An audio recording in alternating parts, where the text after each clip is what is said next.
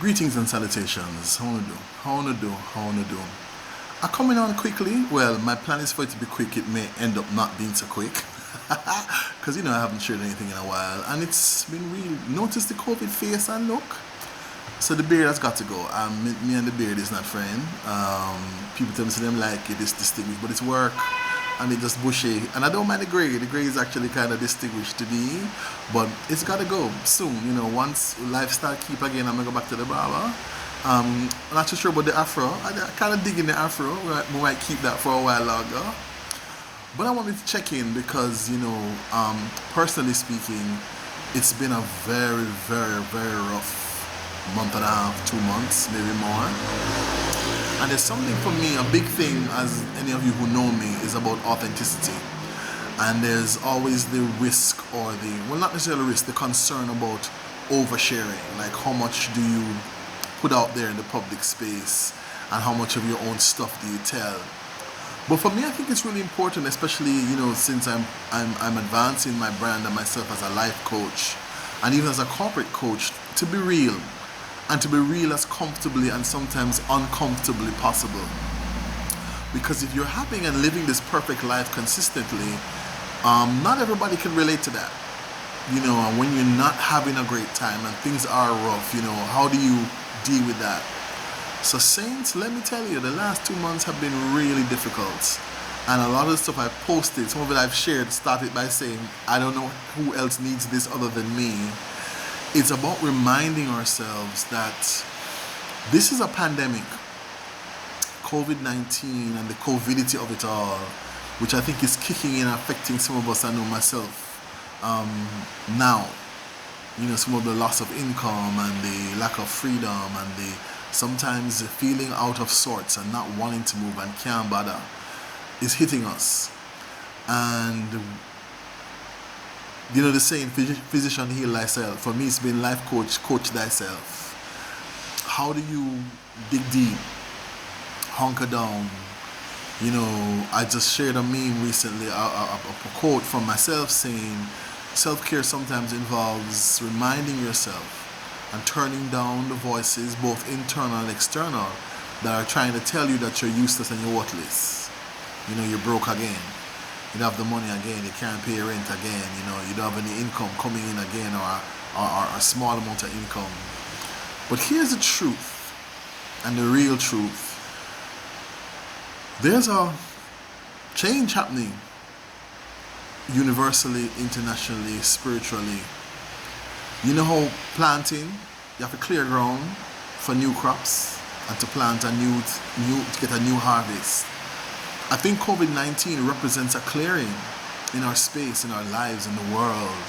And from George Floyd to Black Lives Matter to trans women being killed to nuanced conversations about sexuality and gender and rights and equality and patriarchy and on race and class and all the other things that are cropping up, to the death, a lot of deaf people making their transition from this level of existence. It's all connected for me. It is a painful, frightening, but also grounding, centering, and potentially empowering clearing. So the question I'm asking myself and I'm asking you who may be watching this is, when we clear the ground, what are we going to plant afterwards? What are we planting now? What are we preparing to do now? And amidst the despair and the fear and the frustration, what's ahead? Because I honestly think COVID is going to be with us for at least 12 to 18 months. It's going to be part of our reality and our landscape for another, I think, year and a half, at least, maybe 2. So if that's the case, what are we going to do? How do we get through this?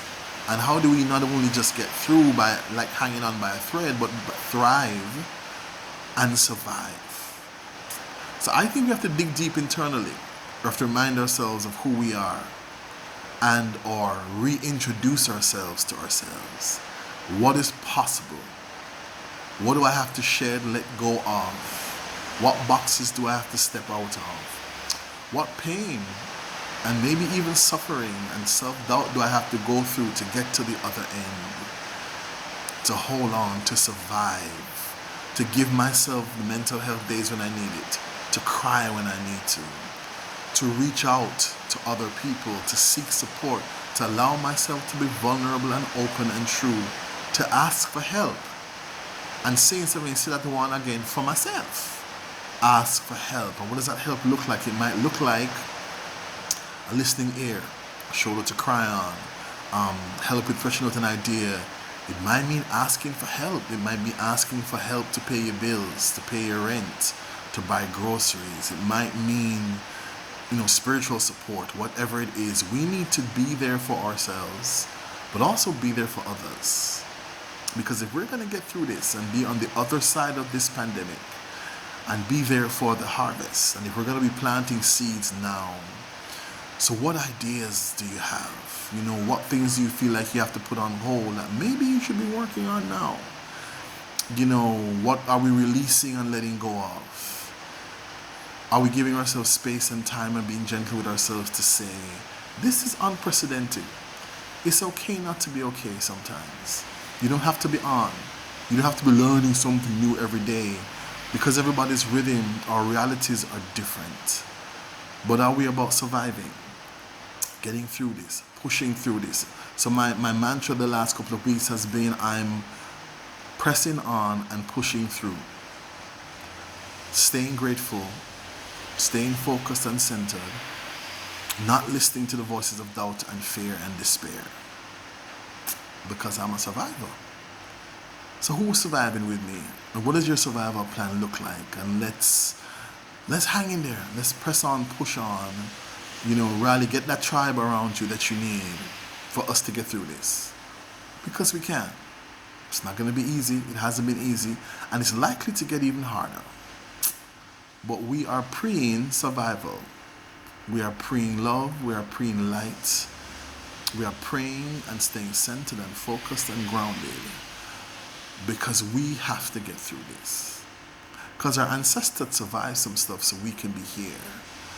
So I remind myself, I stand on the shoulders of some people who went through some stuff, some awful, horrible stuff, so I can be here. So I don't have the luxury of giving up, even when I feel like it.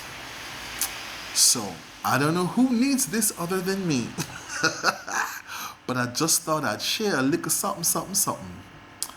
So whoever you are and wherever you are, in the covidity of it all, I'm sending you love.